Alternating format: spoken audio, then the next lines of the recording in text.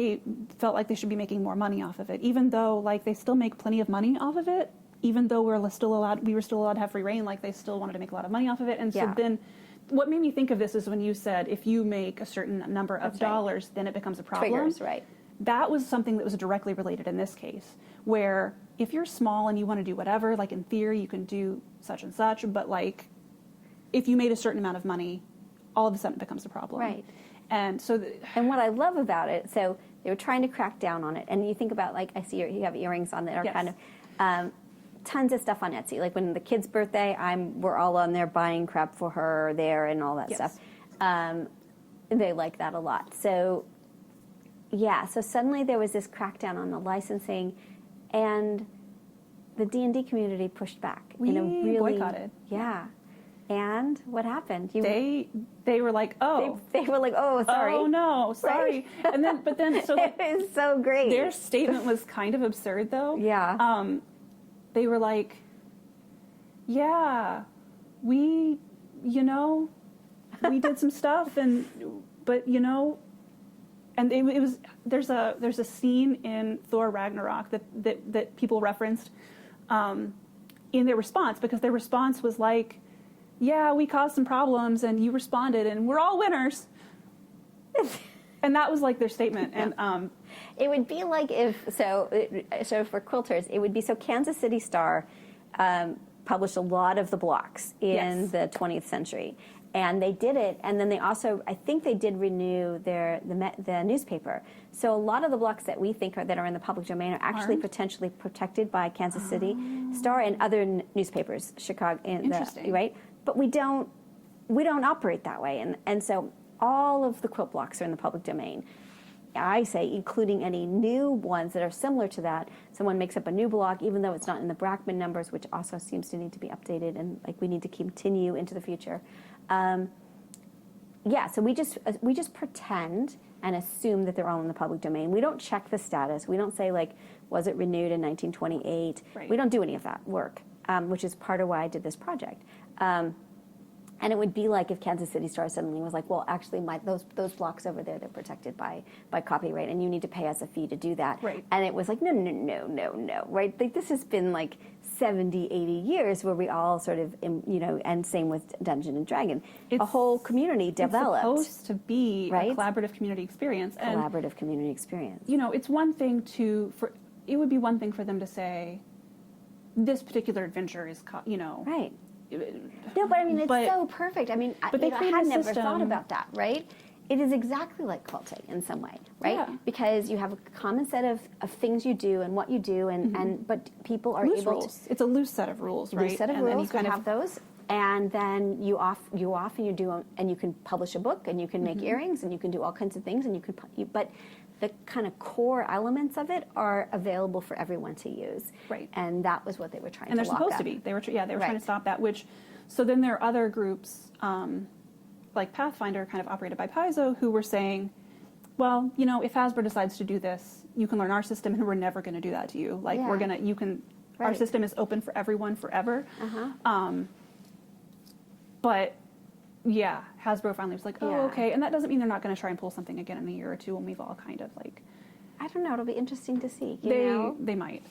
You just got to stay. You got to stay vigilant. Yeah. So we haven't actually forgiven them. We're just kind of like, we're still going to keep doing our little thing. And the power of the fans is pretty remarkable. And I really hope that same with the quilters. Yes. And And sometimes I feel like we've been working on this project for 5 years, interviewed over 400 people, sort of immersed ourselves in the research. And I feel like sometimes some parts of it feel out of balance because they don't understand how it works. Right. And they're like mini Hasbros, that it's like, no, that's not really how it works. But I think, you're so brilliant. I had never really thought about that. We must do a kind of comparative work on that to sort of understand these collective systems, and that it really is a collective creative system that both is, entrepreneurial, and you have copyright and all kinds of things on things, but also not. But yeah, these are collective systems, aren't they? Like quilting and D&D are these collective, very important collective systems. And collaborative too, like with quilters, where you might go, it's not quite the same, but like you might, there was a group this morning, I don't know if they were still here when you came in or not, but they're all working on their own quilt projects together and things like that. And so that's not quite the same thing as all coming together for the same purpose, but you still build community through that and like share ideas and build off of each other's ideas and things like that. Just one more part. Oh, I know we're going over, but so one of the things we saw with the students downstairs is there's an Ohio Valley album quilt exhibit, and they're all basically the same color palette, and they have many of the same blocks, including an eagle that is in many of them, if not all of them.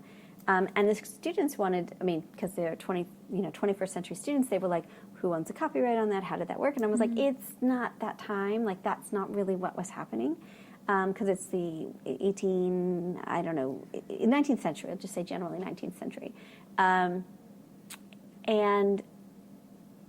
so do you have a sense of how those album quilts operated and sort of why there's eagles in them? And tell us a little bit more about that. I don't know why they chose the eagle specifically, but I do know all about that because that was, I did research that one. I deep dove research into that one. It's really cool. And essentially, all of those quilts in that room were made across 3 counties that touched. And they were made, most of the quilts, almost everyone, every maker in that room downstairs knew each other.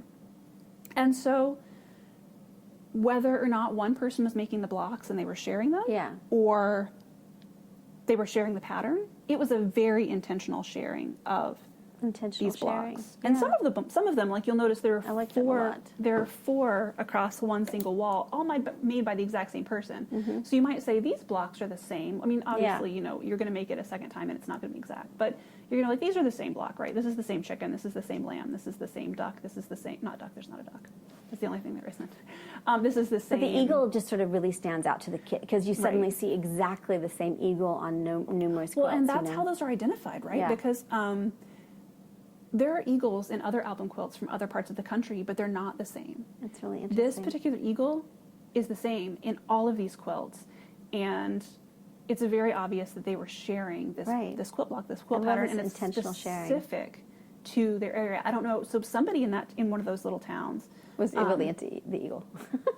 It was the one who designed it, right? And decided to change it from the eagle from the East Coast because the eagles on the East Coast looked totally different than that. I totally love that. It's from the same tradition, but somebody decided to make it different, and then everybody in that community was like, yeah, this is how we're going to do it. Well, and the question, I mean, again, you're just like sparking so much in me today that, you know, we get these kind of quilt pattern makers that are really upset that a guild wants to use their pattern, and I always keep telling them, like, why don't you have licenses? Why don't you have Creative Commons license on it? Why don't you?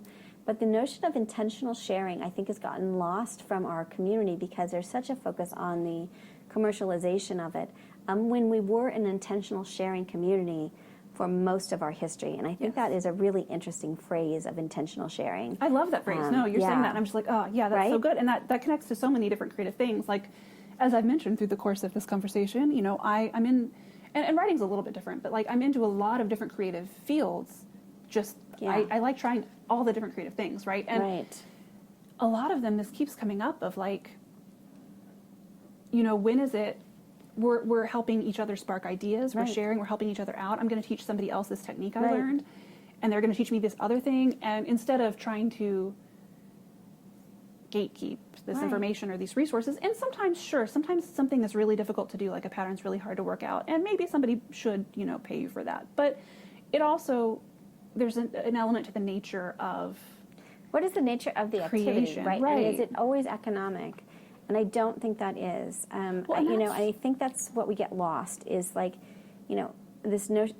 So many people say to me, like, well, what if I want to sell it? And they're never going to sell it. No. Right? But they want that opportunity because they want to know. Our world thinks that we should open an Etsy shop or open a Shopify shop. And like, that's the goal of everything is to be selling things. And that's not. And along that point, that's something that no matter what you do, whether you make a quilt, whether you make clothes for yourself, and I do, like I have designed things like for other people that aren't myself, but when you're making clothes for yourself, when you're crocheting or knitting, when you're making a quilt or making a hat, you're, you know, whatever, there's always going to be someone, and sometimes a lot of someones, that are like, oh, you should sell those. Right. And you can. And you can, but that's not the point. And then No. the other point of the, like, the other flip side of that is, A, that's not the point. You should be able to just create to enjoy it, like, for the enjoyment of it. But also, because we've undervalued labor so much, people want to buy things for somebody asked, right? Somebody was like, well, how much? Yeah, exactly. I mean, so the economy, like, okay, the scale of economy is completely messed up. But, you know, it costs more than $10 to buy the supplies, and then, like, let's pretend you bare minimum make $10 an hour to make this thing. It would be over $100, and they're not going to pay that. No, they're not. No. And, like, that's even if you're underselling yourself. It would be over $100. And no one's going to buy, you know, not no one, but a lot of times people are hesitant to buy that. The same people who say, oh, you should sell that on Etsy, are not willing to pay what it actually costs when people make things handmade, like, by themselves. And I mean, okay, so I totally 100% agree with that. And I always think about the economics of it. Look, I'm a well-paid law professor, and I'm here because my law school supports me. And I don't need, you know, like, you know, I'm not paying for my housing. Like, I'm doing, like, I have a lot of privilege in my life. And I do recognize that, like, people find a way to make, and at the same time, like, we do sell the books, we do sell other things, like, we have extra income coming in that way. And that people do need a way to have a revenue stream. And I'm totally respectful of that. So, again, thinking through how do these ecosystems of wanting an ecosystem to be thriving and working for people and doing whatever they want to do, but also having this intentional sharing culture is really interesting. And I think, again, I hadn't really thought about it, is the D&D community is very much that situation, right? Because you still want to buy, like, especially small creators, when they come up with modules, you want to buy stuff from them and support it. Like, you don't want them to give it to you for free, but you also don't want Hasbro to, like, crack down on these small people either. So like, and you still get so many people publish so many helpful tips for free. Right. There's a way to have revenue streams. There's a way to share. There's a way to have intentional sharing. You can do both. And so I think these ecosystems are really interesting to think about together, because you start to see the sort of commonality of them, which is, I had never put those two together till this conversation. But I think it's really, I think it is a new area to explore, to understand intentional sharing within a capitalist society, that you can have both, that you don't, it doesn't have to be a 19th century, I live on the farm, so I share this thing, right? This kind of idealization of a world that may or may not have existed. So yeah, insanely great. Okay, well, I completely adore our conversation. This has been great. We could probably talk for another 18 hours in every way. Well, I think what we'll do is we'll stop here, and if you're cool with it, we'll go downstairs and I'll do a little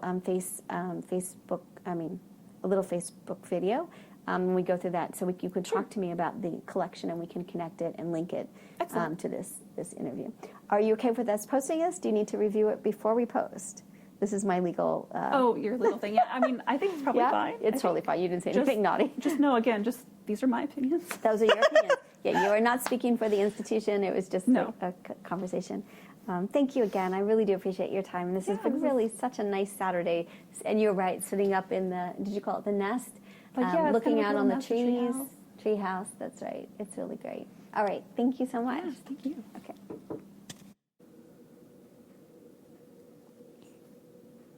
So you've been listening to Katie and I chat about ridiculous things, from not finishing projects when you're a kid, to Dungeons and Dragons, to what it means to think about material culture and the act of reproducing things and reverse engineering. Katie, I'm just so pleased that we had this time, and it was a great interview, and I can't wait to see what happens next. We're here for a couple more weeks, so more interviews. So that's today. I hope you get a chance to quilt today, and we are exhausted, so no quilting today, no quilting today, just a little bit of rest.